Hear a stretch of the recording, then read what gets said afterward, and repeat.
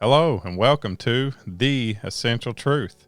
On tonight's episode, You know, one of the interesting things when you read about the accounts of the Lord's Supper being instituted, you know, when we were talking about 9/11, right, we built a memorial after that happened. after the fact, As a matter of fact, all the memorials I think that we have, we built those after the fact.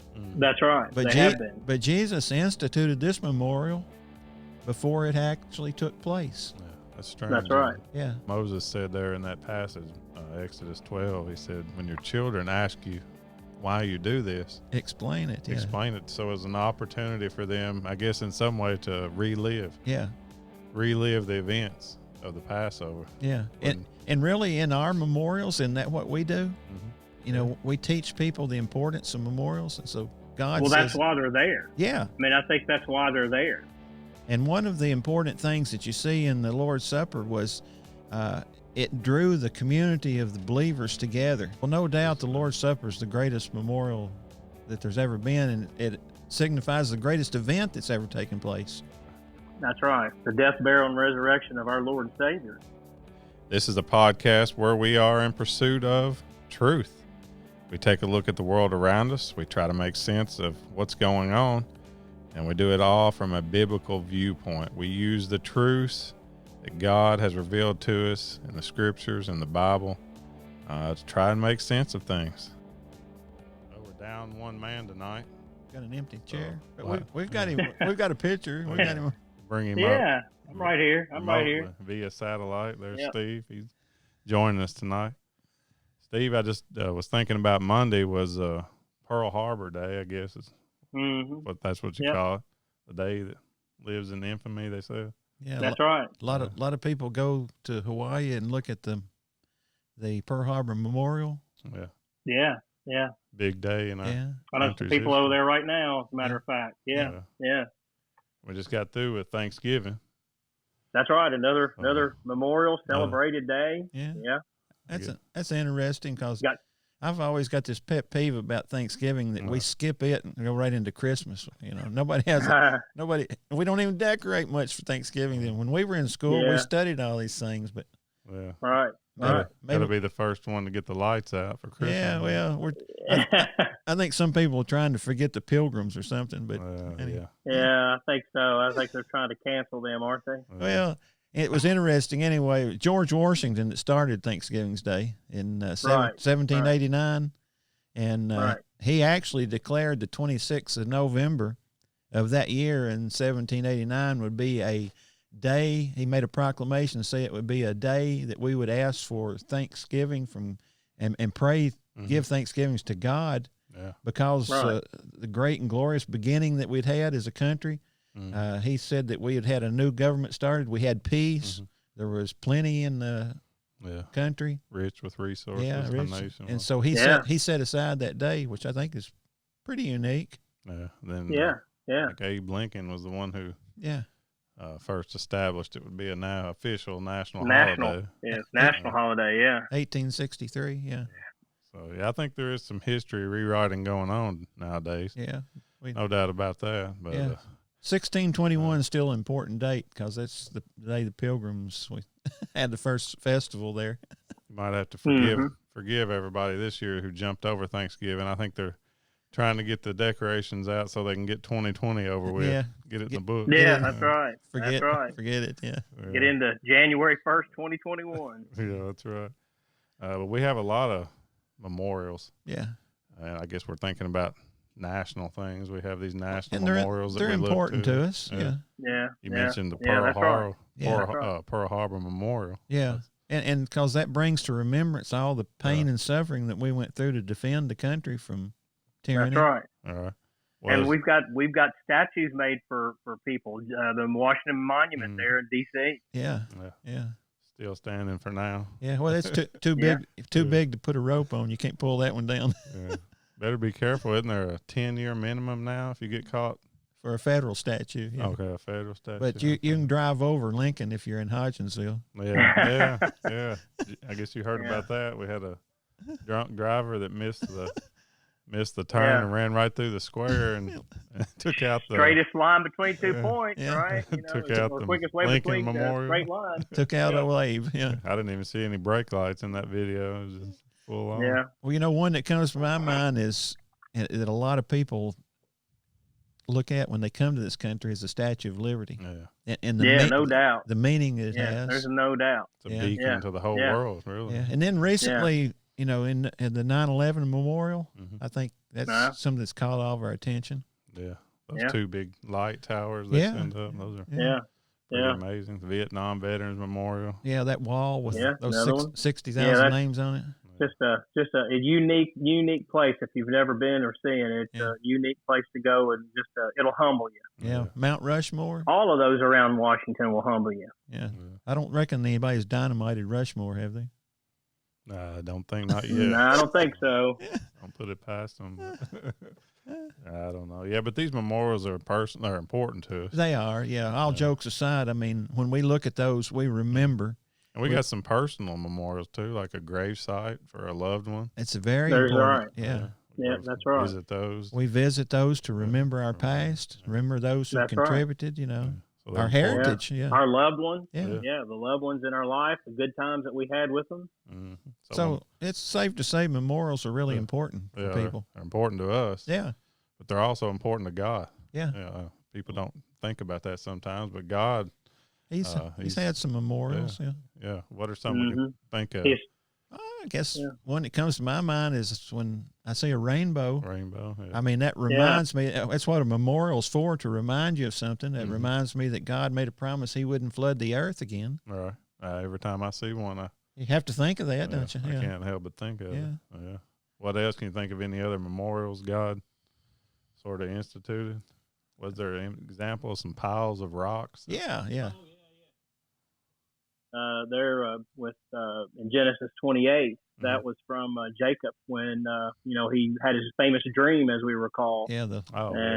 He went and fell asleep on a certain rock, and he woke up the next morning and he took that rock and he made an altar, because God came to him during that dream, and he made that altar and Bethel, or Bethel as some people like to call it. That was a famous memorial that even through David's times, I think, continued to was worshipped. Yeah. We lost Steve there for a minute. We'll see if we can get him back. We'll be right back. Yeah, well, I was just, his dream there, and then that altar was, I guess it was worshipped and famous, all the way up through at least David's times. It's probably not longer. So, that memorial was an important place to those who passed by. Yeah, and when people passed by, they remembered that. Yeah, sure they did. Brought it to their memory. Yeah, this has got me thinking about an important memorial that we take part in as Christians. I'm thinking about the Lord's Supper. Yeah. Well, I think there's certain things that are worth remembering, and no doubt Calvary's one that's ultimately important to remember. Yeah, that's absolutely right. Yeah. I meant to grab one of those little kits we've been using, but I forgot it. Yeah. The little communion kits. Of course, we used to in the old days before the pandemic broke out. We passed the trays around to take the memorial. Right. The bread and the cup in there. But now we got these little kits that we're using. Well, with health restrictions, we don't want everybody handling it, so we've got individual. That's right. We've got an individual. And that's just proactive in doing so during the pandemic right now. Yeah, but we're still using the same things that the Lord instituted. Right. That's right. Yeah. What were you telling me about one of those kits made its way to outer space? Yeah. Actually, it's kind of strange, of all the things you'd think that'd be on the International Space Station. I know two things that are there: the communion kit, which contains the unleavened bread and the fruit of the vine, and a Bible. Right. Yeah. Right. Actually, Victor Glover, one of the astronauts, had that sent up because he wants to partake of the Lord's Supper each Lord's Day with the church. Yeah, that's something to think about. Yeah, pretty neat. Yeah. All right. Well, I think this is going to be a good conversation. We'll talk about the essential truth of the Lord's Supper.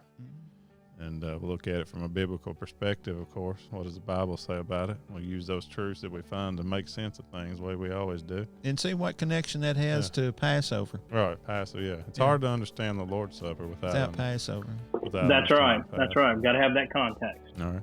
Let's take a quick break before we get into it, but we'll be right back and take a look at the essential truth of the Lord's Supper. We'll be right back to this week's episode of The Essential Truth. But first, we just want to remind you, you can listen to all of our episodes anywhere you get podcasts, or you can watch all of our episodes and view other content that we have available on our YouTube channel. I'll put links to both in the description and in the comments below. Don't forget to subscribe anywhere you get our podcast, and don't forget to like and share this video. Thank you so much, and now back to the show. All right, so we're back. The essential truth. We're talking about the essential truth of the Lord's Supper. Of course, we know Jesus, like we say, instituted, or he sort of began this set practice. It up. Yeah, he set it up. Yeah, that's right. Yeah, you can read all about that actually in Matthew, Mark, and Luke of the Gospels. You can read about where Jesus established the. Then Paul wrote about it in 1 Corinthians, and it runs that's right, all verse through chapter 11. Yeah. Runs all through the New Testament. It was an important part of their worship there in New Testament church. You know, one of the interesting things when you read about the accounts of the Lord's Supper being instituted, you know, when we were talking about 9/11, right, we built a memorial after that happened. After the fact. Yeah. As a matter of fact, all the memorials I think that we have, we built those after the fact. That's right. But Jesus instituted this memorial before it actually took place. Yeah, that's strange. That's right. Yeah. It goes back to even long time, even before then, before Jesus, because God put this whole thing in motion years before, you know, and we'll get into more details about that here in a few minutes. I mean, it'd been promised for 2,000 years. Yeah. Really, one of the only memorials I can really think of is like that. Yeah, it built a memorial before it happened. Yeah. Now, when you read through, if you're reading through the Bible, trying to think about and study about the Lord's Supper, you might hear it called different names in the scriptures. I think Paul referred in 1 Corinthians 11, he calls it the Lord's Supper. Yeah, so we kind of use that word. Which I think it's a biblical term. Yeah. Acts 2 calls it the breaking of bread. Yeah. Acts 2, and then again over in 1 Corinthians, and then 1 Corinthians actually calls it the communion. Communion, yeah. That's a word we use. Yeah. Another one that you don't hear as much, but I think it's proper in 1 Corinthians 10:21. It says the table of the Lord. Yeah. Mm-hmm. So those are all biblical expressions that designate what we commonly call the communion or the Lord's Supper. That wouldn't be uncommon for us to say, let's gather around the table or the Lord's table. Yeah. That's something we use. And those are biblical terms. Yeah. Some other words you might hear, the Eucharist, sacrament, or a church ordinance. Well, those are terms that men have made up. That's not. Came up with those. Yeah, those aren't. Yeah, that's not scriptural. Not biblical terms. Yeah. You don't find those in the Bible. Talk a little bit more. Steve, I think you brought up the Passover meal. I think it's important to think about when you think about getting into the Passover meal. Like I said, God implemented this years before. And there's so many different things in the Bible, and we call these archetypes, or some may call them antitypes or whatever, but there are situations to where, and as we've already mentioned, it's the situation where in this case, it's establishment of a memorial that is going to happen, but many years down the road, but it's about remembrance. For the first one, it's about remembrance, about being delivered out of captivity, out of slavery, and knowing that God did that for them. And the original Passover feast with the Hebrew people. Yeah. Well, when Jesus instituted the Lord's Supper, he was he was a Jew participating in the Passover feast. That's right, and that's an important point, I think, to bring up, because he had to do it based on their Jewish tradition. Yeah, and that's where they were, in that you've seen that famous picture, which I don't think it probably portrays the actual events, but there's a painting called The Last Supper. Is it called the Upper Room? Upper Room, the Last Supper. Upper Room, I think that's even what it's called. Yeah, but that's where Jesus took the occasion when they had gathered together as Jews to participate in the Passover feast. Well, then back up. What is the brief history of the Passover? Well, it had been, 400 years since the time of God had told Abraham that he was going to make Hebrew people a great nation. Mm-hmm. That's right. And he told them 3 great promises. He made them a land promise. He said a nation promise and a promise that all the earth would be blessed, which is what Steve was talking about when we understood that he was talking about Christ. Right. But but here's 400 years later, we find that the children of Israel, the Hebrew people, are slaves, had been slaves for over 200 years in Egypt. So Abraham's descendants had become a large group of people. But they were in slavery. Enslaved. Yeah. And I can imagine, if you were the Hebrew people, you're probably thinking, what's happened to us? Right. What happened to this? That's right. But the truth of the matter is God never breaks his own word. All right. Even though the timetable may seem long to us, it's not. It's on his timetable. It's on his timetable. Yeah. And then Moses comes around. Yeah, I think that's another part of the plan there, that Moses had been in the wilderness, I guess you'd say, for 40 years. He had been hiding from the fact that he had left Egypt. Exiled. Had been exiled, Quarantined. Yeah, maybe quarantined. Yeah. But that had 40 years, and then all of a sudden God calls him and says, I've got a mission for you. All right. So Moses heads back down to Egypt. God says, go tell Pharaoh to let my people go. Pharaoh's a hard no on that. Well, he's like a lot of political political leaders. He thinks he's in total control. All right. So then God gave him a lot of chances, didn't he? Yeah. Sort of demonstrated there with a series of unfortunate events, of plagues. Well, you can get the details of this in Exodus 12th chapter. But every time one of these great plagues would hit the land, Pharaoh would dig in. Yeah. He called in his experts. They explained it away. Yeah. And then finally still didn't. Yeah. Kind of came down to the final showdown, and that's where the Passover comes in. Yeah, because God said, look, Pharaoh, I've tried to, convince you, but now he was going to do something drastic. Yeah. He said that the firstborn of male in every family was going to die unless they did what God said. Yeah. So God had a plan. That's right. And it's a pretty detailed plan. Yeah.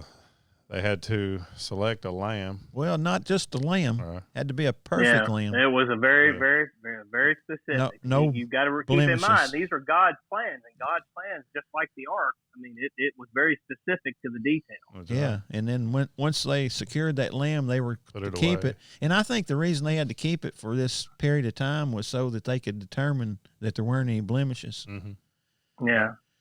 And then the evening that it came, they were to kill it. Well, and it's pretty detailed because it's a specific time. He didn't say in the morning or at midnight or some other time. He said in the evening that they were to kill the lamb. Then they were to take the blood, which I think is the one that we see people understand. They took the blood and put it on the doorpost and on the lintels. That's right. Yeah. That we call the lintel. Yeah. And that was a sign. That was a sign that the death angel saw that it would pass over. So that's where we get that word. That pass over. Death passed over them. The judgment would pass over their household. That's right. Can't you imagine that scene when that happened?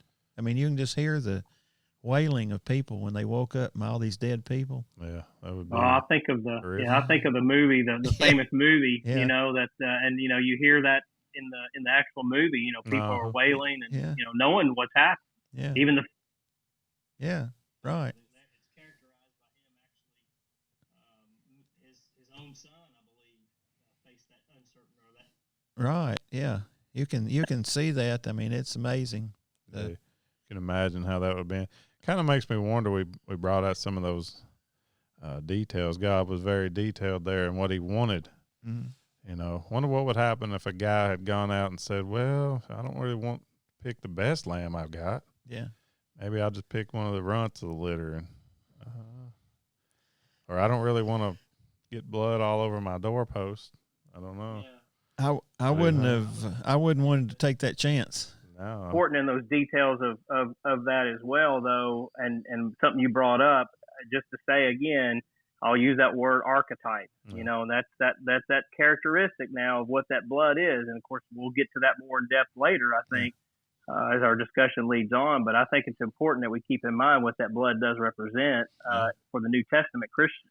Well, I think in connection with talking about the Lord's Supper and putting these two together, I think it would be maybe we could understand it without the Passover meal. I'm not sure.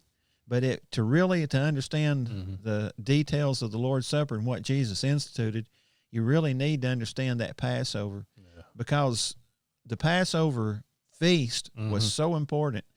In Exodus 12, 24, 25, 26, 27, down through there, Moses writes to the children of Israel, and he tells them that they need to observe this rite as a statute for you and for your people forever. Yeah. And That's right. And he said, teach it to your children, what it means. And he said, this is when you were spared from death and when you were saved from Egyptian slavery. Yeah. Yeah. And, so if you go over into Deuteronomy, go to Deuteronomy chapter 16, he also once again tells them not only that part, but he also tells them what time of the year. Yeah. And that's an important point, I think, too. I think, Chris, that you could bring up is, but he says, again, not only for that, but for the Lord your God brought you out of Egypt by, so that's the important part of it. But the year and the time when he says to do it for them, at least during that part, I think is important, by which our own calendar system. Is that correct? Well, I think what he was saying was there, you remember, this is when your new life started. Mark this, time by that. This is when you were free. Our time. Mark your time by that, And I think it's amazing that our calendar today, we mark our time from the time when Christ was crucified on the cross. Yeah. So, there's correlations there. Yeah, definitely. That's right. So we're talking about the Passover meal now. Yeah. So we talked about what the actual Passover event was. Now Moses has asked, being directed by God, that they take this meal yearly. Every year and do it remembrance. He said reenact the event. He said it was, for their, and even for those that weren't there. Yeah. This just went on. He said for all generations of the Hebrew people that they were to do that. That's right.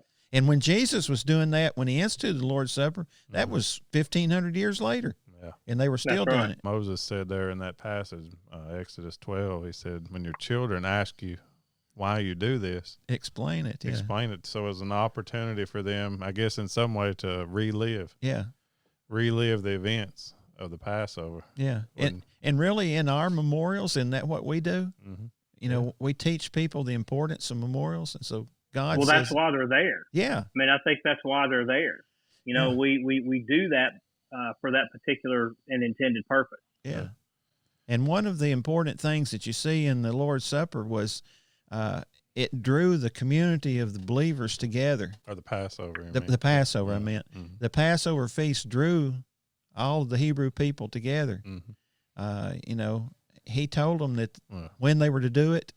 As a matter of fact, at the time of Jesus, they were all going to Jerusalem to celebrate the Passover feast as a community of believers. It was a big event. Big event, yeah. Right. Came together to do that.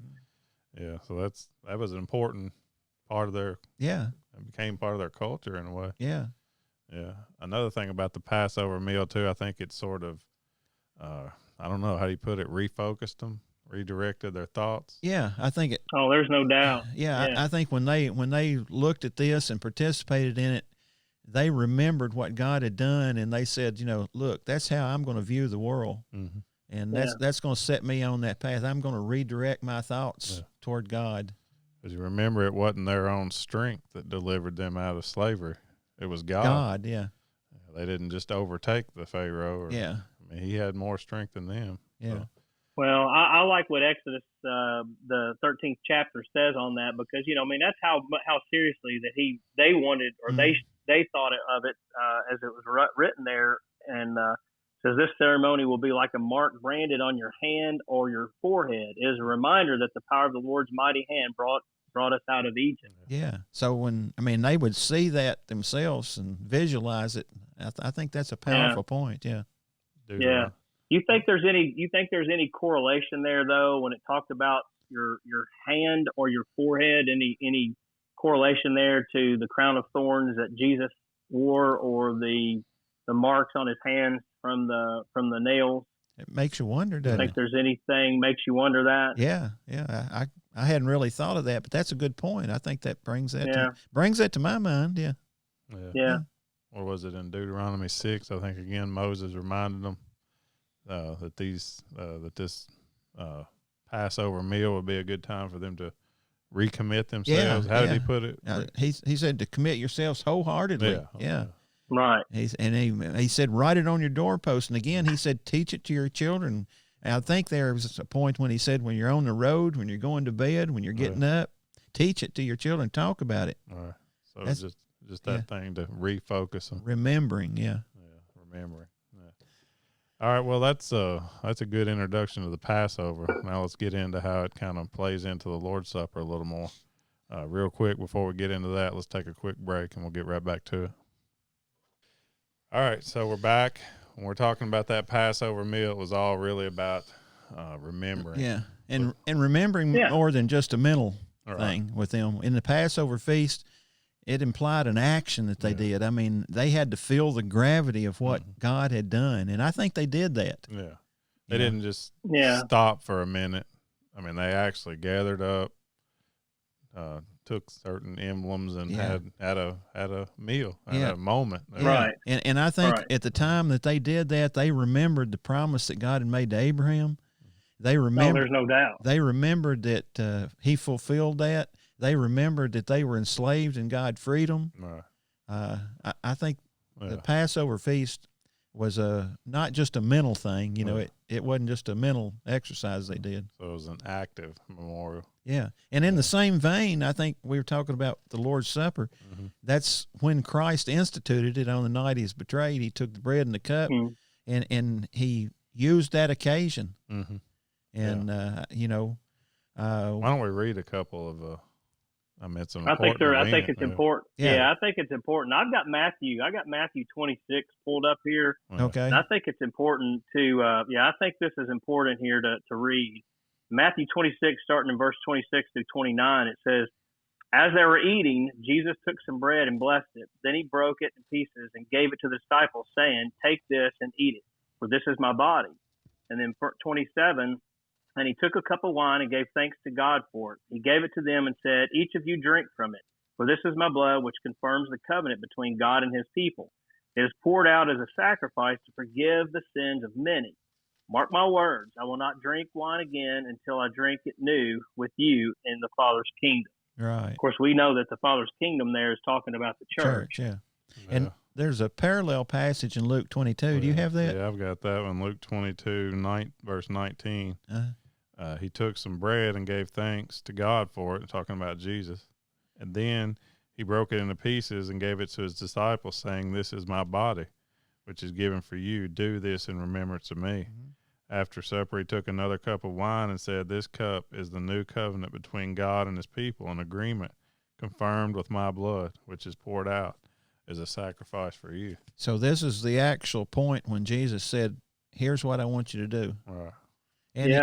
And again, that gets to the point that he instituted this before the event happened. Yeah. Because he said he wasn't going to take it again until after the church had been established. And that's twice that's happened. Yeah. We had that event because this goes back to the original concept or this original passage in Exodus when this was first established, for the Hebrews. Yeah.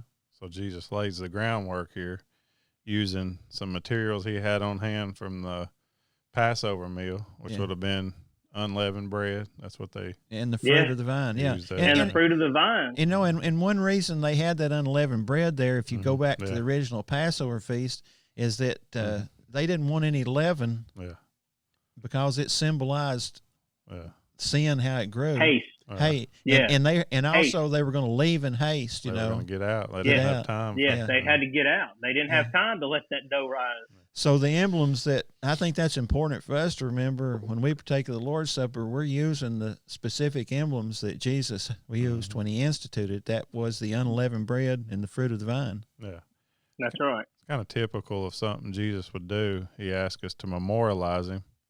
He didn't ask for a statue or a building to be named after him or something grand like that. No personal relics. He didn't have any shrouds. And as I was saying, there was no. We've heard the hunt for the Holy Grail. Yeah. It's supposed to have been the cup that he used during the service, and there's nothing there. It was probably nothing to speak of. He didn't memorialize that what he did was he said he did say, "I want you to remember me using these common things and what I have done." That's right. And anybody can do that. That service. Anybody can get those emblems. Yeah. And well, no doubt the Lord's Supper is the greatest memorial that there's ever been, and it signifies the greatest event that's ever taken place. That's right. The death, burial, and resurrection of our Lord and Savior. Yeah. And Chris, one thing that's important to me when I know that I know you've traveled, and Cole and you and your family travel, and Dee and I when we travel, we go and meet with other Lord's Day churches, and we're there to meet with them and break bread. I can always be guaranteed that the Lord's Supper is going to be done that day, and I'm there to fellowship with them in their Lord's Supper, and that always means more to me. I love to hear another preacher. Don't get me wrong. Sometimes I love our brother Ed, but to be there on that first day of the week to break bread with them in the Lord's Supper, it means a lot to me. Yeah, and we plan on it. Yeah. Just like they planned on celebrating the Passover feast, we plan on celebrating the Lord's Supper. Yeah, that's right. Yeah. Well, the Lord's Supper, it reminds us of our need for God. Right. Yeah. Just like they needed him to get out of slavery, we too are the same. Yeah, we're enslaved to sin, right. and we've been passed over because of what Christ did on the cross, and so it's a memorial service. So we take a look back, but we also take a look at our present situation. Yeah. Where we continue. Yeah. We still need God. Well, really, if you look at the Passover feast, it did three things. They relived the event, they reunited the community of believers, and they redirected their lives when they did that. Right. Yeah. And when we do the same thing when we partake of the Lord's Supper. Sort of the same thing. Yeah. Yeah. Well, I've got a passage over there, and I know we may have referenced this already if we haven't, but I know 1 Corinthians 11:26. But I think one part of that, talking about that redirection, is the important part of this. And verse 27, I think, sometimes gets overlooked in this because it sort of makes you understand that redirection and the purpose of what that's there for. That says, "So anyone who eats this bread or drinks this cup of the Lord unworthily is guilty of sinning against the body and the blood of the Lord." Yeah. So it's as if we're there at the crucifixion. We were there just like the Roman guards and all the other people that were guilty of sending him to the cross. I think that passage you read, Stephen, 1 Corinthians 11, brings out the gravity of the situation when we partake of the Lord's Supper. It's something that's serious, It's not just something we say, I'm going to do this, and it's mental exercise. It's an emotional, spiritual exercise that we do. That's right. Well, the first church understood the importance of the Lord's Supper. When you read through the Bible narrative there in the New Testament, they were consistent in doing it every first day of the week. Look at Acts 20:7. Said when they came together on the first day of the week. Yeah. And one of the interesting things when you look at, we've talked about Josephus, who was a first century Jewish historian. He points out in his narrative of the history of the Jews that the Christians were those people that met together and took of the Lord's Supper. He pointed that out. That's how they identified them. Well, they were known. They were known for that in the community. That's right. Yeah, and that was probably a powerful way for them to share the gospel of Jesus. Yeah. People are like asking questions about that. Yeah, what does this mean, Here's an interesting one here. So we have about 1,500 years between the Passover, the actual event that we described, and then 1,500 years later, John the Baptist sees Jesus coming up. What does he say? Well, in John 1:29, he said, "Behold, the Lamb of God that takes away the sins of the world." Yeah. And I think, no doubt, that's a direct reference to the Passover. Has to be, doesn't it? Yeah. That's right. Yeah. And no doubt. We've got songs. Yeah. I'd be remiss if I didn't mention that, we've got a song that says "Behold the Lamb." Right. And I think that song itself, we've used it many times to focus our mind on the Lord's Supper. Yeah. Well, the analogy couldn't be made any clearer than what Paul said in 1 Corinthians 5:7. Yeah. And he said, "For indeed our Passover was sacrificed for us." Yeah. Christ, our sacrifice. So I'm 99% sure John was talking about it, but I'm 100% sure Paul was. Put it plainly. Christ is the Passover. Agree. Yeah. So you talk about again. You look back to that Passover meal. Yeah. three ways we looked at that there, how they, looking back to relive. They relived the event. Yeah. We do the same thing when we partake of the Lord's Supper. Yeah, we do the same thing. It's looking back to the events that happened on the cross. Yeah, just like the Israelites looked back and said, we're free from slavery because the death angel passed over us and God set us free. Mm-hmm. When we partake of the Lord's Supper, we do the same thing. We relive the event of Christ being crucified on the cross. Crucified. Yeah. If not, then we're again like we read in 1 Corinthians 11:26 and then verse 27. If we don't focus on that, we're guilty of being there and crucifying him ourselves. Yeah. Well, wasn't it Paul said in Galatians 2:20 said he said we consider ourselves to be crucified with Christ. He said, it's not I that liveth, but Christ that liveth within me. Liveth in me. And so we understand that the events that happened on the cross are because God died for our sins, and we feel the weight of that when we partake of the Lord's Supper. And in that moment, it sort of brings it back to the present. Yeah. I just heard a guy the other day, I was listening to some podcast, and he was describing a trip he took to the beaches of Normandy. Mm-hmm. And he actually walked on those beaches there where, our troops moved into Europe to overtake Hitler. And a lot of blood and treasure was lost there on those beaches that day. It was a sacrifice they made to do that. I imagine you could really feel the gravity of it. Yeah. The Lord's Supper is kind of like that. Truthfully, the emotion that you feel when you take of the Lord's Supper, it brings tears to your eyes thinking what God did for us. Yeah. And I think it should. I know, Chris, you do a really good job, and Cole, you do too. But I know the emotional part of it that I can feel and sense in your voice. I get that way when I see a person, come forward and want to render obedience to Christ and be baptized. Yeah. But, and I do feel that. I feel that as well in partaking of the Lord's Supper. It should be an emotional time for someone because we're all guilty and fall short. Yeah. And, and this is one way that we can come back in that relationship with God, by being obedient and taking the Lord's Supper in this kind of way. Yeah, just relive it. But not only do we relive the events there, but I think one thing you saw in the Passover Feast when they partook of that, they did it as a community, as a group of believers in God. They came together to celebrate that, and we do the same thing with the Lord's Supper. When we partake of the Lord's Supper, we're told that we come together upon the first day of the week, and the purpose there is specifically, it's there to remember what God asked us to remember, the death, burial, and the resurrection of Christ. Yeah, so it is a moment where we can come together. Yeah, we believe that Christ was the one that was raised from the dead, and we're saved by his blood, and, we as a community of believers come together. It's a uniting. Really, it's a uniting moment. That's and it's not done as individuals separate apart.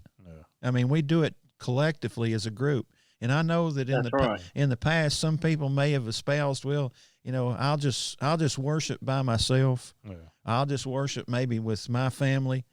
And I think we need to take a hard look at that, because I think what the Lord asked us to do was to come together. He said, he said to follow the apostles' doctrine, and their doctrine was on the first day of the week, they came together collectively as a group.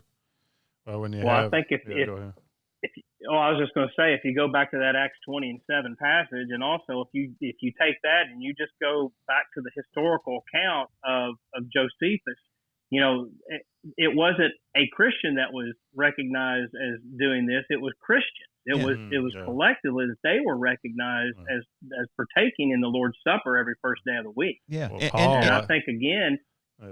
Yeah, go ahead. Paul actually held up his travel plans once so he could come together. Specifically That's right. meet with them. Yeah. He didn't just say, well, I'll just go out here on my own. I'll take it somewhere along the road. Well, and this ideal of coming together, it not only means just physically coming together, but it means to be united in purpose. Right. United. That's right. And unified. That passage, I think you read the passage in 1 Corinthians 11, and was it verse 17?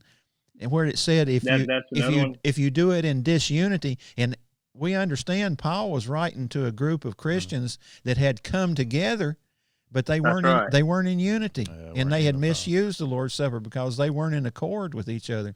So that coming together means that we collectively come together and we're in one accord.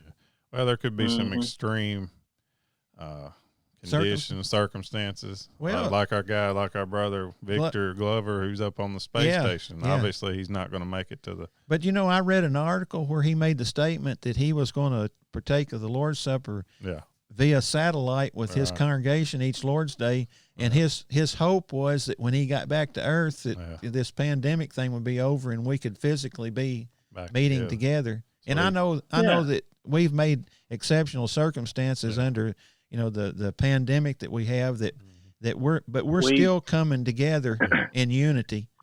And but we've got a certain time set up for during our worship service. We've made allowances, like Cole has already mentioned about the little communion kits, and I know those that due to their health reasons or because they're just general concerns they cannot worship with us. We've made those allowances for them to pick up those communion kits, and at the time that we are worshiping together in our act of the Lord's Supper, then they're right there with us. Yeah, and I think we need to make the point though that this is just for an extenuating circumstance, a temporary. As soon as we can, we want to make sure that we can get back together physically and show that we're united together. That's a big encouragement to me. This Victor Glover that's up on the space station. I mean, you can't just pack a big suitcase and take anything you want. I mean, it's space is limited. It's whatever you take has to be something precious. And he saw it as something very important if he took that and a Bible. He took that and a Bible, So it's looking back. When we take the Lord's Supper, we're looking back to those events, remembering the scenes at the cross, but we're also looking forward as well. And what do you call recommitting ourselves? And just like the children of Israel, just like the Hebrew people, when they took the Passover, every year, it was kind of a recommitment. They their thoughts were brought back, and we do the same thing on the Lord's Day when we partake the Lord's Supper. I mean, we really visualize what Christ has done, and I hope that all of us make a commitment right there to move forward with our life. One of the things I think about a lot, and you bring it up a lot, is the passage when you're doing the Lord's Supper where you talk about what if Christ hadn't done this. Yeah. Paul brought that up. Paul talked about that. Yeah, to the church. There were some early Christians there that for some reason or other they weren't sure about the resurrection. No. And Paul said, well, what if? He said, what if Christ hadn't been crucified on the cross? What if he had not been resurrected? And he said, we'd be in our sins. Just like the children of Israel understood that if the death angel hadn't come and God had passed over and Pharaoh had let them go out of their slavery, that they'd still be slaves. Yeah, well, it's sort of a reminder to me that, God is the one who rescued me. It reminds me of that. Yeah. And like when you had the 10 Commandments were declared, Moses giving them to the people there. And when you feel all that, I think your heart has to be recommitted to what you believe. That's right. Yeah. We have to re-examine ourselves in order to be able to have that. Again, I've used this word many times in our conversations. We've got to have that introspection, to examine our life at that point and just make that rededicate ourselves to living for Christ. Yeah. So looking back and looking forward at the same time, Exodus 20 there. God reminded them, I am the Lord your God who brought you out of the land of Egypt and out of the house of slavery. Mm-hmm. So that's what the Passover to them was, that reminder that God had brought them out. Yeah. The Lord's Supper to me is that reminder that God has saved us. God's brought me out, not me. And he's also made a promise that within that cup, he will come again and claim his own. Right. Yeah. Yeah. And seal that new covenant with us, the new promise that he's made. There's some interesting things when we're making these comparisons between the Passover Feast and the Lord's Supper. I was going to say the same thing, Chris. It's, those archetypes there. It's some interesting things. One of the things that brings to my attention is, and I wrote it down here, in the Passover Feast, they had to have a lamb that was without blemish. Mm. If you read in 1 Peter chapter 1, verse 19, it said Jesus was a lamb without spot or blemish. Mm-hmm. He was a perfect person. And so, that symbolism is there.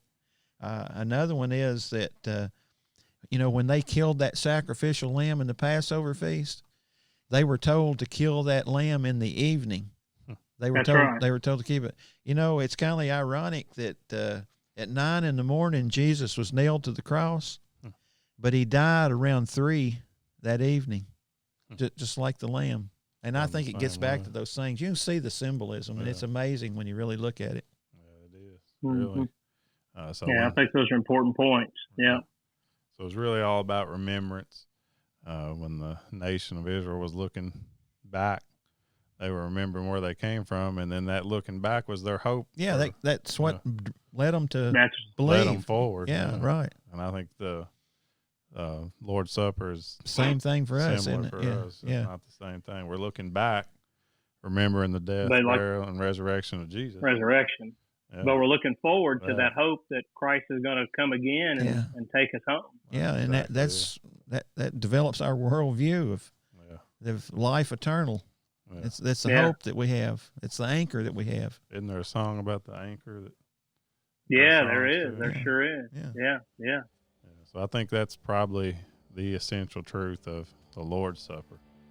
It's the hope that we're striving for, and the final hope, the hope toward we're looking forward, remembering forward. Yeah.